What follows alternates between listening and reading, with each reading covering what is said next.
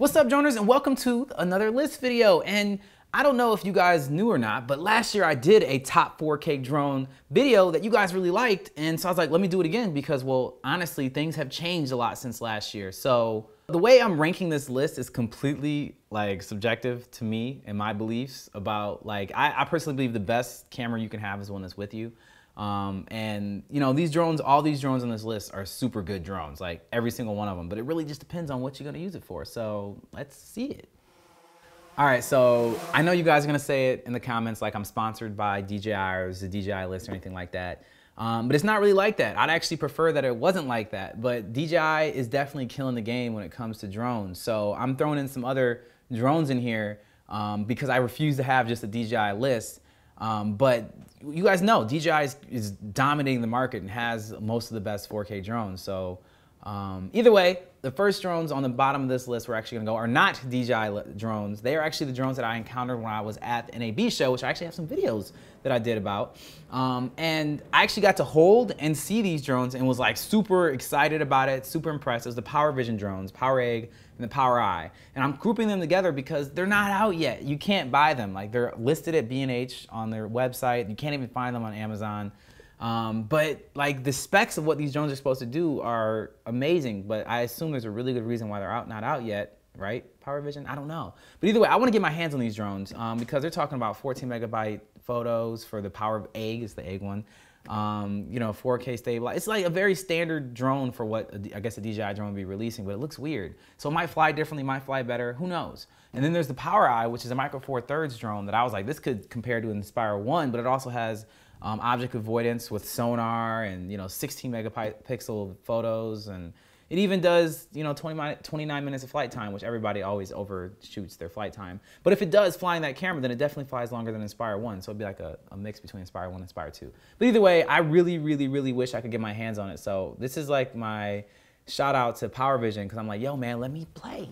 Coming in at number 6, we have the Inspire 2. Now, I know you guys are gonna make a lot of fun of me for this because this definitely has the best camera on this list. It is, honestly, for professional purposes, best drone on this list, straight up. Like, it is, it's amazing. I mean, like, it shoots 5.2K, like up to 5.2K at 4.2 gigabytes a second. That's the bit rate, which is incredibly high, which means you just get a lot of data to work with when it comes to like post-production and like playing around with it. It even has a secondary camera on it that just comes with the drone. It's a first-person view camera. It has object avoidance. It has every kind of flight mode you can imagine. It has crazy flight time. Like, it stays in the air for a long time, over 20 minutes, holding a big old camera. I mean, it's just incredible. But you pay for what you get. That's why I got so low on this list, is because unless you're willing to dish out about $10,000, you're not gonna really have a package that's worth it. So for me, that actually makes it so that's not the camera that you can have available to you because it's so darn expensive. So my company and I were actually very much so considering buying this drone when it first came out, but after already having the X5R, the level of difference in the quality of the video wasn't enough to be able to justify $10,000 worth of spending on a drone. It just wasn't. So either way, like, if you don't have a professional drone and you're getting a lot of professional drone work and they're wanting like super high quality stuff, then I highly recommend this drone. But you know, you also gotta be paid to do it. All right, so coming in number 5, we have the Phantom 3 Pro. Yeah, I know, right? That's like a big jump.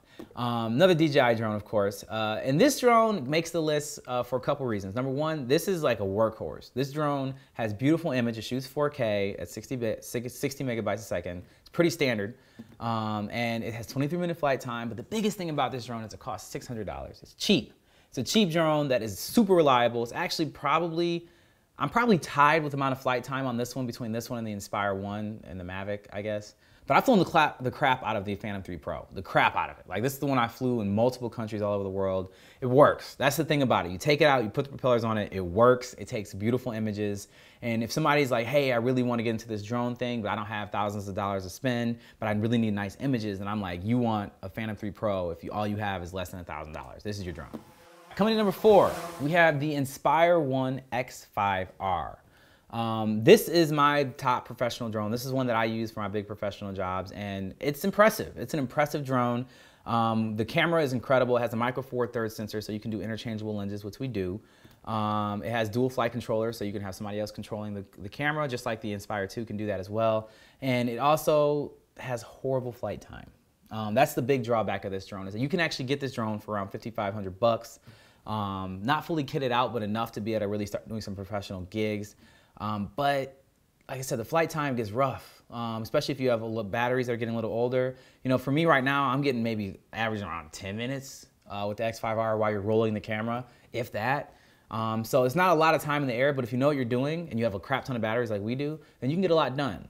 But at the same time, it can be frustrating because you don't have any time to think when you're in the air. You have to do all your thinking on the ground, get it up there, and then get through the shots to be able to do what you want to do. So it's really, I'd say only professionals for real should deal with the X5R. And then let's not even talk about the post-production flow process of how you have to get the footage from those SSD cards into a computer system or Premiere or whatever you're editing in.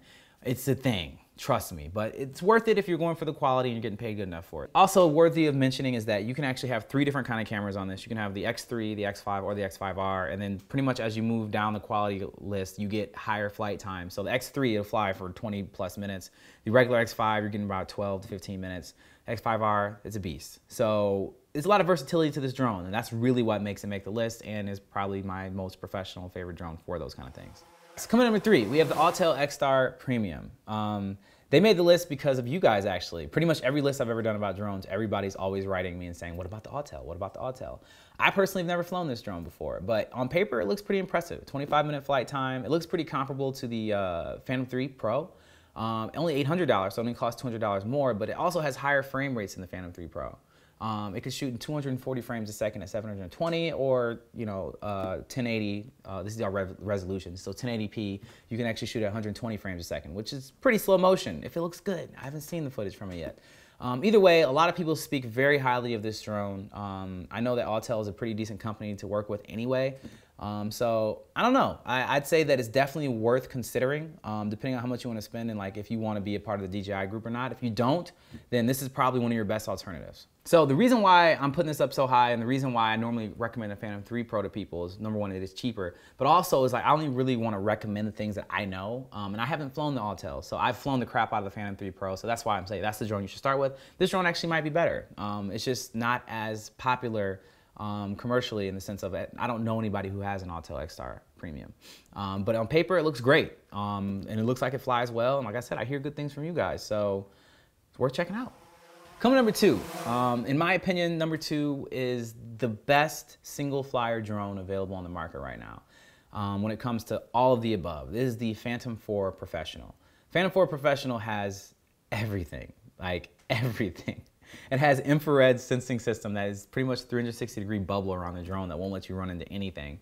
It has a 1-inch sensor on it that shoots at 100 megabytes a second with, it's just, the camera on that drone, on the Phantom 4 Pro, really, it doesn't make sense. It's honestly quite comparable to the Inspire 1 X5, which is a really big deal. I mean, it shoots, it's just incredible. And it shoots, it has 30-minute flight time, which it gets darn close to. Like, I mean, like, I feel weird saying darn, but it's, when I fly my Phantom 4 Pro, I'm definitely getting over 20-25 minutes of flight time, almost every time, regardless of what I'm doing. The thing flies forever. It's quality, like it's straight up quality, and it's not super expensive.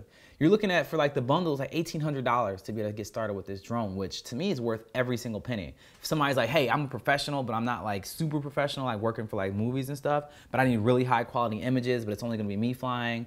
I need to be able to travel with it. It's, you know, versatile kind of thing. This is your drone. Like if you're flying by yourself, the Phantom 4 Pro is a solid piece of drone, and I highly recommend it. It's incredible. The biggest difference between this and the X5 is that the X5, you get a lot more control with the X5. You have the dual remote controller, so somebody is controlling the drone separately from the camera, separately from the drone, and you also can change the lenses on that, which is a really big deal. And what made the X5 a really big deal when it first came out is that you had aperture control, so that you could, you know, close and open up, and that made it so that you didn't necessarily always have to have ND filters. You still should.